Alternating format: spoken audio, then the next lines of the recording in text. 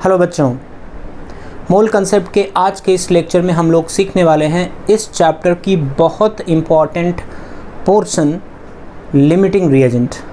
ये numerical oriented theory है। Limiting reagent कई बार किसी रिएक्शन में हमें निकालना पड़ता है बिकॉज वही एक रिएजेंट या रिएक्टेंट है जिसकी हेल्प से हम रिएक्टेड और प्रोडक्ट फॉर्म्ड के मोल निकाल सकते हैं। तो जैसा कि इसके नाम से क्लियर है, लिमिटिंग रिएजेंट मतलब द रिएजेंट और the reactant which is present in limiting quantity, मतलब एक ऐसा रिएक्टेंट जो लिमिटेड क्वांटिटी में प्रेजेंट है उसे लिमिटिंग रिएजेंट कहते हैं। और अगर क्लियरली समझने की कोशिश करें तो the reactant which is consumed completely in a chemical reaction is called as limiting reagent. किसी रिएक्शन में जो रिएक्टेंट पूरी तरीके से एग्जॉस्ट हो जाता है, जो पूरी तरीके से रिएक्ट कर जाता है, उसे लिमिटिंग रिएजेंट कहा जाता है। फाइन, तो चलिए समझते हैं क्या है। पहले डेफिनेशन लिख लें। A reactant which is consumed completely in a chemical reaction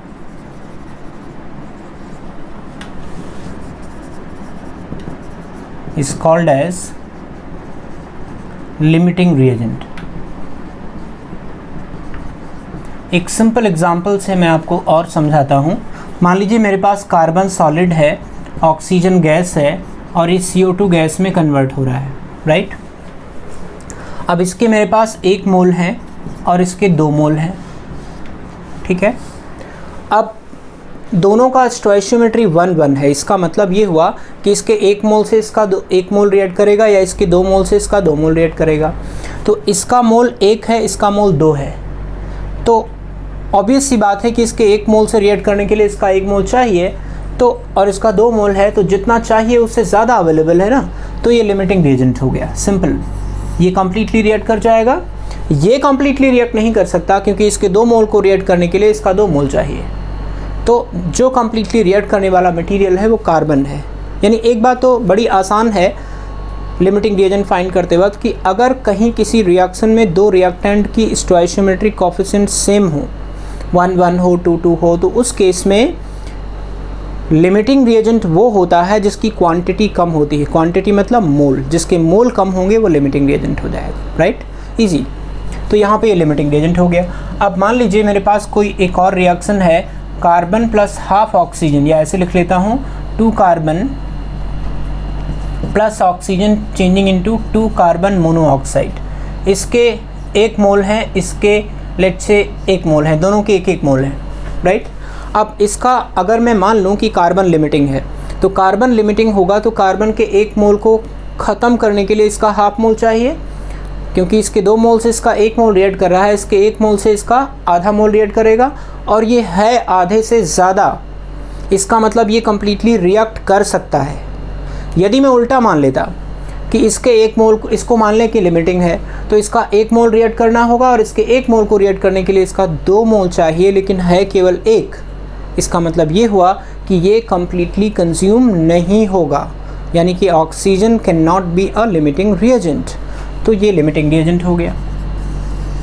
अब ये बहुत सिंपल रिएक्शंस का मैंने एग्जांपल लिया है, यहाँ तो निकालना आसान होता है, लेकिन ऐसी रिएक्शंस जहाँ पे बहुत सारे मोल होते हैं, बहुत सारे रिएक्टेंट होते हैं, बहुत सारे रिएक्टेंट होते हैं, यानी 2 या 2 से अधिक रिएक्टेंट हो गए। 2 रिएक्टेंट में निकालना तो फिर भी आसान है, ऐसे कंपेयर करके कि एक को कम्प्लीटली कंज्यूम करने के लिए दूसरा कितना लगेगा। यदि उतना है या उससे ज़्यादा है तो फिर पहला वाला लिमिटिंग हो गया, अगर नहीं है तो नहीं हुआ। और अगर पहला वाला लिमिटिंग हो गया तो ऑब्वियस सी बात है कि दूसरा वाला लिमिटिंग नहीं होगा, या फिर दोनों एग्जैक्ट क्वांटिटी में होंगे जितनी चाहिए होती है। और ऐसी सिचुएशन में जहाँ पे दोनों एग्जैक्ट स्टोइशियोमेट्रिकली रिक्वायर्ड अमाउंट में प्रेजेंट होते हैं, तो वहाँ लिमिटिंग रिएजेंट की कंसेप्ट यूज़ नहीं होती, पिक्चर में नहीं आती, ठीक है। तो अब मैं आपको एक ऐसा तरीका बताता हूँ सिंपल सा कि जिससे कितने भी रिएक्टेंट मॉलिक्यूल प्रेजेंट हो, आप बहुत आसानी से लिमिटिंग रिएजेंट फाइंड आउट कर सकते हैं। तो चलिए सीखते हैं how to find out limiting reagent. वो सिंपल रिएक्शंस में भी वैलिड है जहाँ पे 2 रिएक्टेंट होते हैं, और अगर 2 से ज़्यादा रिएक्टेंट है तो वहाँ भी निकाल सकते हैं। How to find out limiting reagent,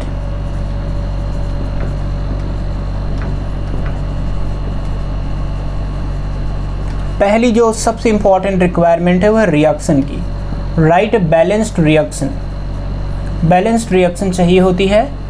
एक बैलेंस्ड रिएक्शन लिख लिया। Number 2, calculate the ratio of mole and stoichiometric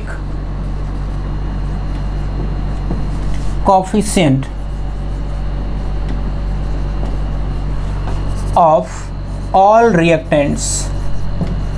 हम इस चीज़ को, ये जो रेशियो है, इस रेशियो को बोल देते हैं स्टोइकियोमेट्रिक वैल्यू, स्टोइकियोमेट्रिक वैल्यू। तो स्टोइकियोमेट्रिक वैल्यू क्या होगी? Moles of reactant, each reactant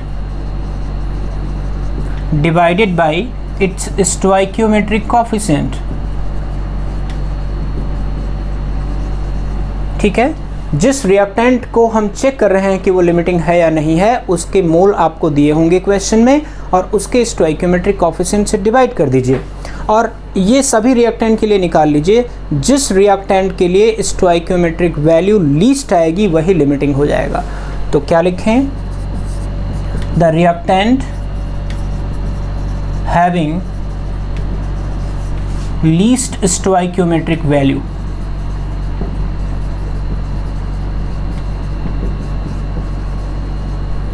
will be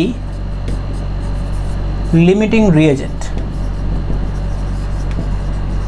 वो रिएजेंट जिसका स्टोइकियोमेट्रिक वैल्यू लीस्ट होता है वही लिमिटिंग रिएजेंट होगा उस रिएक्शन में। तो इस तरह से हम लोग लिमिटिंग रिएजेंट कैलकुलेट कर सकते हैं।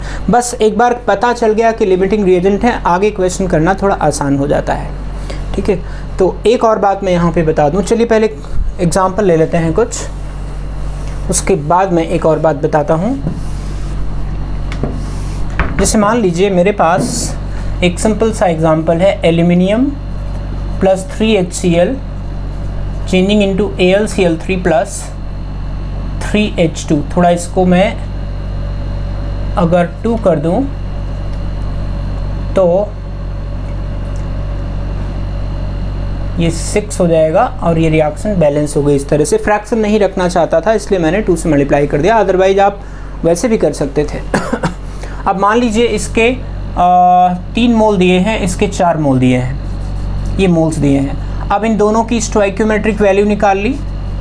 स्टोइकियोमेट्रिक वैल्यू अगर आप निकालोगे तो 3/2, ये 4/6, यानी कि ये 1.5 और ये हो जाएगा लगभग 0.66। तो आप देख सकते हैं कि HCl का स्टोइकियोमेट्रिक वैल्यू कम है और एल्यूमिनियम का स्टोइकियोमेट्रिक वैल्यू अधिक है। तो यानी कि ये लिमिटिंग हो गया ना, स्टोइकियोमेट्रिक वैल्यू जिसका लीस्ट होगा वो लिमिटिंग रिएजेंट हो जाएगा। क्लियर? तो इस तरह से जिस रिएक्टेंट के लिए उसके मोल अपॉन उसका स्टोइकियोमेट्रिक कोएफिशिएंट लीस्ट आता है उसी को लिमिटिंग लिया जाता है। फाइन, एक और एग्जांपल लेता हूँ।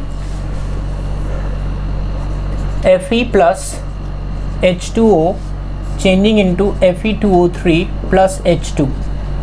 इसको थोड़ा बैलेंस कर लेते हैं। ये 2 हो गया और यहाँ 3 लिख दिया और यहाँ 3 लिख दिया, बैलेंस्ड हो गया इक्वेशन।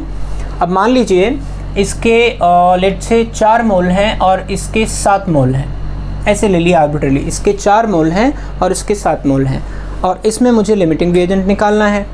तो अगेन मैं एस भी निकालूंगा, स्टोइकियोमेट्रिक वैल्यू। यहाँ आ जाएगा 4/2 यानी कि 2, यहाँ आ जाएगा 7/3 यानी कि 2 point something is greater than 2। तो एक बात तो तय हो गई, 2 is lowest out of the 2, इसका मतलब आयरन लिमिटिंग रिएजेंट हो गया। Is that clear? तो इस तरह से किसी भी बैलेंस्ड रिएक्शन में आप लिमिटिंग रिएजेंट फाइंड आउट करने के लिए हर एक रिएक्टेंट का मोल और उसके स्टोइकियोमेट्रिक कोएफिशिएंट का रेशियो निकाल लो। जिस केस में, यानी जिस रिएक्टेंट के केस में रेशियो लीस्ट आता है वही लिमिटिंग रिएजेंट। क्लियर? एक बात और यहाँ पे समझ लेना, क्योंकि कई बार क्वेश्चंस बनाते वक्त ऐसा कंफ्यूजन आ जाता है, तो एक छोटा सा नोट डाल लीजिए। Note, moles of products should always be calculated with the help of moles of limiting reagent. ठीक है, हमेशा जो प्रोडक्ट के मोल हैं वो लिमिटिंग रिएजेंट के मोल की हेल्प से निकालने चाहिए।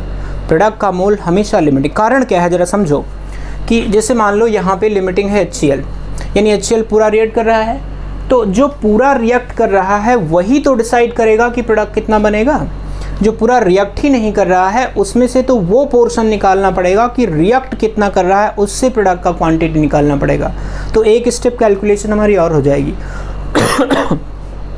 तो कभी भी हमें प्रोडक्ट के मोल निकालना हो तो सीधे लिमिटिंग रिएजेंट के मोल से कनेक्ट कर दो, आपका आंसर आ जाएगा। कैसे, जैसे देखो इसमें मैं बताऊं, ये सब तो बेकार का कहानी हो गया एक बार लिमिटिंग पता करने के बाद।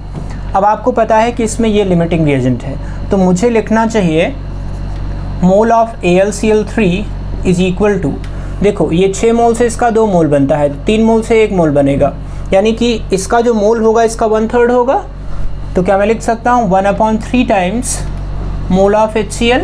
हालांकि लिखने को तो मैं ये भी लिख सकता था कि इसके जो मोल हैं एल्यूमिनियम के मोल के बराबर हैं, लेकिन यहाँ एक गलती हो जाएगी क्योंकि एल्यूमिनियम पूरा नहीं रिएक्ट कर रहा है, इसलिए हम ऐसा नहीं कह सकते। सिर्फ ऐसा कह सकते हैं कि mole of AlCl3 formed is equal two moles of aluminium reacted. तो उस केस में मुझे मोल्स ऑफ एल्यूमिनियम रिएक्टेड निकालना पड़ता, तो एक स्टेप कैलकुलेशन हमारी ज़्यादा बढ़ जाती। तो इससे अच्छा है कि हमारे पास ये पूरा रिएक्ट कर रहा है, इससे हम लोग AlCl3 के मोल निकाल लें। तो सिमिलरली मैं ये भी लिख सकता हूँ कि mole of hydrogen is equal to, hydrogen का मोल इसका आधा है 1/2 times mole of HCl। Clear? तो हमेशा मोल प्रोडक्ट के जब भी निकालने हो तो आप लिमिटिंग रिएजेंट के मोल की हेल्प से निकालो, आपका आंसर हमेशा करेक्ट आएगा। अभी इस केस में मान लो मुझे बताना हो तो कैसे बताएंगे, इसका 4 मोल है, इसका 7 मोल है, यानी यहाँ पे वैल्यू, यहाँ पे भी वैल्यू आप रख सकते थे 1/3 इंटू इसके 4 लिख सकते थे, 4/3 आ जाता। ऐसे ये कितना हो जाता 1/2 इंटू 4 यानी कि 2 आ जाता। ऐसे भी कर सकते थे। चलो यहाँ पे देखते हैं। अब आयरन क्योंकि लिमिटिंग रिएजेंट है तो Fe2O3 और H2 दोनों के मोल हम आयरन की मोल की हेल्प से निकालेंगे। तो लेट्स सी कैसे निकालेंगे। क्या मुझे लिखना चाहिए mole of Fe2O3 is equal to half the mole of Fe। I think it's clear, पिछले सेक्शन में हम लोगों ने पढ़ा था ये बात। इसका 2 मोल से इसका 1 मोल बनता है, इसका मतलब जितना मोल आयरन रिएक्ट करेगा उसका हाफ मोल Fe2O3 बनेगा, तय बात है। तो अब इसका मोल 4 है क्योंकि ये पूरा रिएक्ट कर रहा है, तो 2 निकाल लिया। ऐसे ही मैं हाइड्रोजन का निकालना चाहूँ तो क्या लिखूँगा, mole of hydrogen is equal to, can we write 3/2 times moles of Fe। इसके 2 मोल से इसका 3 मोल बनता है, तो इसके 1 मोल से इसका 3/2 मोल बनेगा, तो इसके x मोल से उसका 3/2 x मोल लगेगा। आप चाहो तो ऐसे भी लिख सकते हो दोनों के बीच में कि mole of iron upon 2 is equal to mole of H2/3। इससे भी आ जाएगा, वही आएगा, देखो आप, mole of H2 is equal to 3/2 times moles of iron. तो 3/2 टाइम्स मोल ऑफ आयरन, और मोल ऑफ आयरन मुझे 4 दिया हुआ है, तो 3/2 इंटू 4, तो ये 6 मोल आ गया। ठीक है, तो मैंने क्या क्या की पॉइंट बताए। लिमिटिंग रिएजेंट निकालना सिखाया कि हर एक रिएक्टेंट के मोल को उसके स्टोइचियोमेट्रिक कोएफिशिएंट से डिवाइड करो, रेशियो निकालो, जिसके लिए रेशियो लीस्ट है वही लिमिटिंग रिएजेंट, राइट। फिर मैंने आपको बताया कि कभी भी अगर आपको किसी प्रोडक्ट के मोल की कैलकुलेशन करनी हो तो बेटर है कि लिमिटिंग रिएजेंट की मोल से निकालो, नॉन लिमिटिंग या एक्सेस रिएजेंट के मोल से ना निकालो। क्लियर? तो चलिए एक क्वेश्चन करते हैं, बहुत अच्छा सा, सिंपल सा। The reaction 2C plus O2 giving 2CO is carried out by taking 24 gram of carbon and 96 gram of oxygen. Find out which reactant is left in excess, यानी कि लिमिटिंग के अलावा जो दूसरा रिएजेंट है वो निकालना है। How much of it is left? How many mole of carbon monoxide has formed? तो देखो रिएक्शन मेरी है 2C plus O2 changing into 2CO, सबसे पहले मोल निकाल लेते हैं, यहाँ से निकाल लेते हैं। मोल ऑफ कार्बन कितना वेट दिया है भाई, 24 ग्राम कार्बन दिया है, 24/12 2 हो गया। मोल ऑफ ऑक्सीजन 96/32 3 हो गया। ये 2 है, ये 3 है।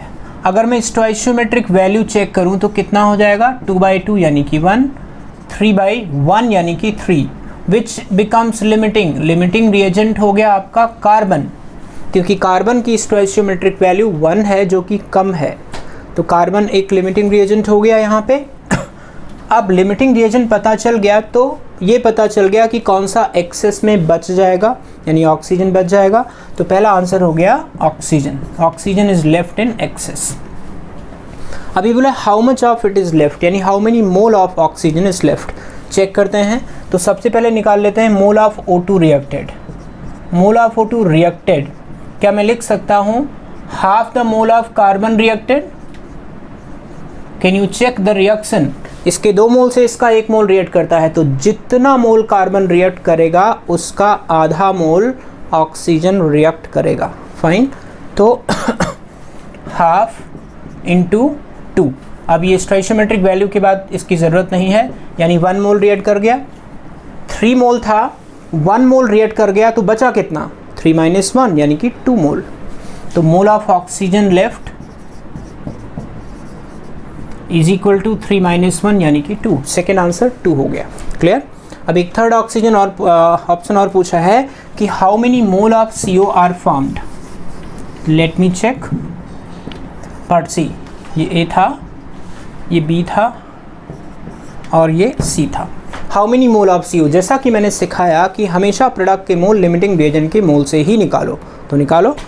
तो निकालते हैं, ये लिमिटिंग है, इसके मोल निकालने हैं और दोनों का स्टोइशियोमेट्रिक कोएफिशिएंट 1 1 है। तो क्या मैं लिख सकता हूँ कि mole of CO is equal to same as mole of CO is same as mole of C। वैसे ना आप POC भी लगा सकते हो यहाँ पे, क्योंकि जो C है वो CO में ही तो जा रहा है। POC लगाओगे तो ये भी आ जाएगा, लेकिन POC लगाते वक्त एक ग्लिच होता है कि POC लगाते वक्त भी उन्हीं 2 कंपाउंड के बीच में लगा सकते हैं जिसमें से एक जो रिएक्टेंट है वो लिमिटिंग हो, क्योंकि भाई कंजर्वेशन तो उसी के लिए लगाओगे जितना मोल प्रोडक्ट में जाएगा, जो बच गया उसके लिए क्या कंजर्वेशन लगाना है। ठीक है, तो अगर लिमिटिंग रिएजेंट है तो लिमिटिंग रिएजेंट के रिएक्टेंट को ही आप POC में इन्वॉल्व कर सकते हो, जो बच रहा है उसको नहीं कर सकते। तो चलिए फिलहाल ये लिमिटिंग है इत्तेफाक से, तो I can write mole of CO is equal to mole of C, and C के मोल 2 हैं, आंसर आ गया 2।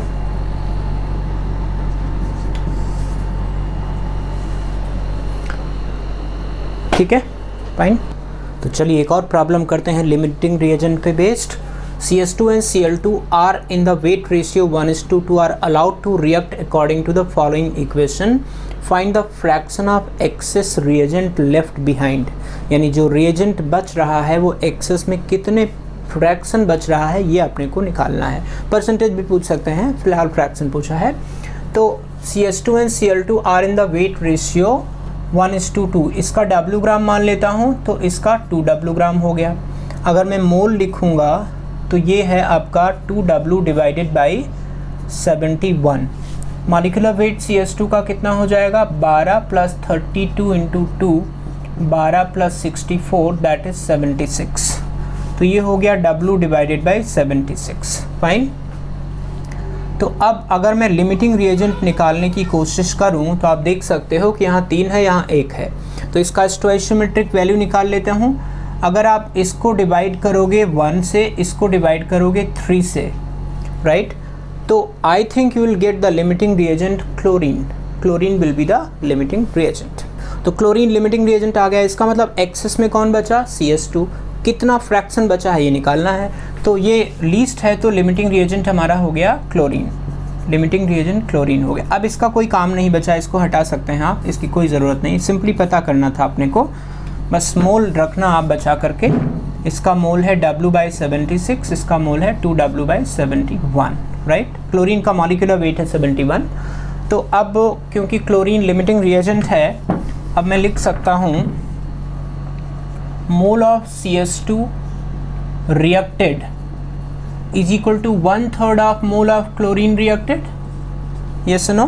इसका 3 मोल इसके 1 मोल से रिएक्ट करता है, यानी जितना मोल क्लोरीन का रिएक्ट करेगा उसका 1/3 मोल CH2 का रिएक्ट करेगा। तो mole of CH2 reacted is 1/3 into mole of chlorine है 2W डिवाइडेड बाई 71। ठीक है, तो मोल ऑफ CH2 रिएक्टेड पता चल गया। मोल ऑफ CH2 इनिशियल पता है, तो मोल ऑफ CH2 लेफ्ट कितना बच जाएगा? This is going to be W/76 minus 2W/3 into 71। तो पर फ्रैक्शन निकालना है मुझे, तो fraction of CH2 left is equal to mole of CH2 left upon mole of CH2 taken. CH2 left है W/76 minus 2W/3 into 71 divided by W/76. This comes out to be 28.6%. यूँ कह लें it is 0.286 और 28.6% of CH2 is left out. Easy concept, वही concept का repetition किया जो आपको अभी अभी सिखाया। फाइन। एक और बहुत अच्छी प्रॉब्लम लिमिटिंग रिएजेंट में करते हैं। It is a multiple choice problem जिसमें more than one options might be correct. तो देखिए x + y गिविंग x3y4 ये रिएक्शन है। Above reaction is carried out by taking 6 mole each of x and y respectively 10। इसका भी 6 मोल लिया, इसका भी 6 मोल लिया। इसको अलग से लिख लेता हूँ मैं एक बार। अगर इसकी बैलेंस रिएक्शन लिखोगे तो 3x + 4y is equal to x3y4, right. 6 mole दोनों का लिया है, 6 मोल। अगर आप इनका SB निकालो तो ये 6/3 आएगा, ये 6/4, तो ये हो गया 2 और ये हो गया 1.5। तो एक बात तो पता चल गया कि y is going to be your limiting reagent, यानी कि ए ऑप्शन तो करेक्ट नहीं होगा। y लिमिटिंग रिएजेंट है क्योंकि y के लिए स्टोइचियोमेट्रिक वैल्यू कम आती है। तो अब मुझे इसका कोई काम नहीं, मैं इसको हटा रहा हूँ SB का। SB सिर्फ इसलिए यूज़ किया जाता है कि ये पता पड़ जाए कि कौन सा लिमिटिंग है। तो पता पड़ गया कि y लिमिटिंग है तो y पूरा रिएक्ट कर जाएगा। अब हम B ऑप्शन पे आते हैं कि x3y4 कितना बनेगा। तो कैन यू चेक कि mole of x3y4 formed is equal to 1/4 times mole of y। Can you check 1/4? इसके 4 मोल से इसका 1 मोल बनता है, यानी x3y4 जो होगा वो y के मोल का 1/4 टाइम्स होगा। तो 1/4 इंटू मोल ऑफ y आपका है 6, this is going to be 1.5, यानी कि आपका B ऑप्शन तो आ गया। अब ये लिमिटिंग है तो ये एक्सेस रह गया। अब ये कितना बचा ये भी निकाल लें ताकि C ऑप्शन भी चेक कर लें। तो अब ये निकाल लेते हैं कि mole of x reacted, mole of x reacted कितना होगा। Can we write 3/4 times mole of y reacted, जितना इसके 3 मोल से इसका 4 मोल बनता है, तो जो x का मोल होगा वो 3/4 हुआ ना y का। आप चाहो तो ऐसे भी लिख सकते हो, mole of x upon 3 is equal to mole of y upon 4। तो जो x का मोल हुआ रिएक्टेड वो कैन यू चेक, इसको 3 को इधर ले आओ, 3/4 हो गया ना। वही चीज़ मैंने यहाँ पे लिखा है, आप इससे हमेशा समझ सकते हो, कभी गलती नहीं होगी। तो mole of x 3/4 into mole of y, mole of y मेरा 6 है, तो ये हो जाएगा आपका कितना 2. This is going to be 18 divided by 4, this is going to be 4.5 mole. तो 4.5 मोल तो वो आया जो रिएक्ट किया। अब जो बचा वो कितना हो जाएगा, ऊपर लिख देता हूँ कहीं यहाँ पे। तो mole of x left is equal to 6 लिया था, 4.5 रिएक्ट कर गया 1.5, एक ही आंसर हो गया, यानी सी आंसर हो गया। अब ये भी पूछा है कितने % एक्सेस रिएजेंट बच गया। बचा है 1.5, लिया था 6, तो percentage of excess reagent x that is equal to बचा अपॉन जो लिया था into 100। So this is going to be 25%। इसका मतलब जो एक्सेस रिएजेंट बचा है वो एक्चुअली 25% है, तो ये आंसर नहीं हुआ। अगर ये रिएक्टेड लिखा होता ना 75% ऑफ एक्सेस रिएजेंट रिएक्टेड, तो ये भी आंसर आ जाता, क्योंकि 25 यदि बचा हुआ है तो 75% रिएक्ट कर गया। बट यहाँ क्योंकि लेफ्ट बिहाइंड लिखा हुआ है इसलिए डी ऑप्शन नहीं होगा, केवल बी और सी ऑप्शन होगा। राइट, आई होप आप समझ गए होंगे इसे। एक और बहुत अच्छी प्रॉब्लम ये है कि दो रिएक्शंस दी हुई हैं और इन दोनों रिएक्शंस में दिया हुआ है कि इनको 3 मोल ए लिया है, 3 मोल बी लिया है और 1 मोल सी लेके कैरी आउट कराया गया। 2 रिएक्शंस, 2 सीक्वेंस में है रिएक्शंस। इसको बैलेंस कर लेते हैं। बैलेंस नहीं दिया हुआ है, यहीं पे बैलेंस कर लेता हूँ मैं। ये 3 हुआ, ये 2 हुआ और ये 2 हुआ, बैलेंस हो गया। अब ये बोला है कि ये 3 मोल है और ये 3 मोल है और ये 1 मोल है, ऐसा ले करके रिएक्शन को कराया। तो इनमें से कौन सा ऑप्शन करेक्ट होगा? पहले ए और बी आपस में रिएक्ट करके A3B2 बनाते हैं, फिर A3B2 फर्दर सी से रिएक्ट करके A3B2C2 बनाता है। तो चलिए करते हैं। मेरे हिसाब से आप लोगों को ट्राई करना चाहिए और ट्राई करने के बाद ही सॉल्यूशन टच करना चाहिए, पहले नहीं। चलिए मुझे तो करना पड़ेगा। तो पहली रिएक्शन जो थी 3A plus B changing into A3B2, check करते हैं इसके अंदर लिमिटिंग कौन है।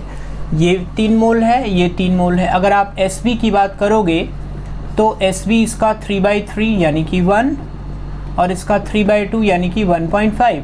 और क्योंकि A का SB कम है तो फर्स्ट रिएक्शन में A लिमिटिंग हो गया। तो यहाँ मैं लिख सकता हूँ mole of A3B2 formed is equal to, can we write 1/3 of mole of A। ठीक है, आप चाहो तो A और B के बीच, A और A3B2 के बीच में POAC भी लगा सकते हो या वो फंडा भी लगा सकते हो, इसका मोल अपॉन 3 इज इक्वल इसका मोल अपॉन 1, यही आ जाएगा। इनफैक्ट अब तो आप लोग सीख गए होंगे तो आप डायरेक्ट लगाओ ना, क्यों छोटी छोटी बातों के लिए एकदम ऐसे फॉर्मूला पे जाएंगे। तो ये आ गया 1/3 इंटू 3 दैट इज़ 1, यानी A3B2 शुरुआत में 1 मोल बना, लेकिन ये जो A3B2 बना ये सेकेंड रिएक्शन में जाएगा। A3B2 प्लस सी चेंजिंग इनटू A3B2C2, ये 2 है, ये 1 मोल है और ये 1 मोल है। Now which one is limiting, can you check? C is limiting. अब तो वर्बली चेक करो, C का जो स्टोइचियोमेट्रिक वैल्यू होगा वो 1/2 होगा, 0.5, जबकि इसका 1 है तो इसका 0.5 है, इसका 1 है, तो ये लिमिटिंग रिएजेंट हो गया। अब अगर ये लिमिटिंग रिएजेंट हो गया तो मैं लिख सकता हूँ mole of A3B2 reacted in this reaction is equal to half the mole of C, that is half into 1 यानी कि 0.5। तो mole of A3B2 left finally 1 था, हाफ रिएक्ट कर गया तो 1 माइनस 0.5 यानी कि 0.5। चेक करते हैं इनमें से कोई आंसर है तो देख सकते हैं यहाँ पे half mole of A3B2 is left finally, ये आंसर यहाँ पे आ रहा है जो कि हमने निकाला। तो एक तो सी आंसर आ गया, डी आंसर होगा ये, आई एम सॉरी, ये डी आंसर एक तो बिल्कुल परफेक्ट मैच कर गया, डी ऑप्शन हो गया। ठीक है, अच्छा अब हमें ये चेक करना है कि 1 मोल ऑफ A3B2 फॉर्म, ये भी करेक्ट है। इनफैक्ट फर्स्ट ऑप्शन से देखिए ना, 1 मोल ऑफ A3B2 बना हुआ है, तो शुरुआत में जो वो बना था वो A3B2 1 मोल ही बना था, लेकिन उसमें से सेकेंड रिएक्शन में आधा चला गया तो फाइनली हाफ मोल बचा। तो इनिशियली जो है फॉर्म्ड, इनिशियली आप चाहो तो यहाँ इनिशियली लिख लो, लेकिन फॉर्म क्योंकि पहली ही रिएक्शन में हो रहा है तो रिएक्शन में इनिशियली लिखने का ज़रूरत ऐसा है नहीं। तो 1 मोल ऑफ A3B2 इज़ फॉर्म्ड, ये करेक्ट ऑप्शन है। Half mole of A3B2 is left behind, ये करेक्ट ऑप्शन है। अब हम बी और चेक कर लेते हैं कि A3B2C2 कितना बनेगा। इस रिएक्शन में बन रहा है, can we write mole of A3B2C2 is equal to half the mole of C, तो हाफ इंटू 1 दैट इज 0.5, ये भी आ गया, यानी बी ऑप्शन भी करेक्ट हो गया। तो इसमें तीनों ऑप्शन यानी B, C and D are correct answer. It's a beautiful problem. ऐसी बहुत सारी प्रॉब्लम आपको सॉल्व करनी है from your sheet, from your DPPs, whatever, जहाँ जहाँ भी मिले खूब अच्छे से करो, समझ के करो, पूछ के करो, ताकि ये कंसेप्ट एकदम क्लियर हो जाए। राइट, सो इसी के साथ ये लेक्चर समाप्त करता हूँ। आई होप कि आपको ये लेक्चर पसंद आया होगा, प्रॉब्लम समझ में आई होंगी, और अगर समझ में आ गई तो लाइक करना मत भूलना। See you in the next lecture.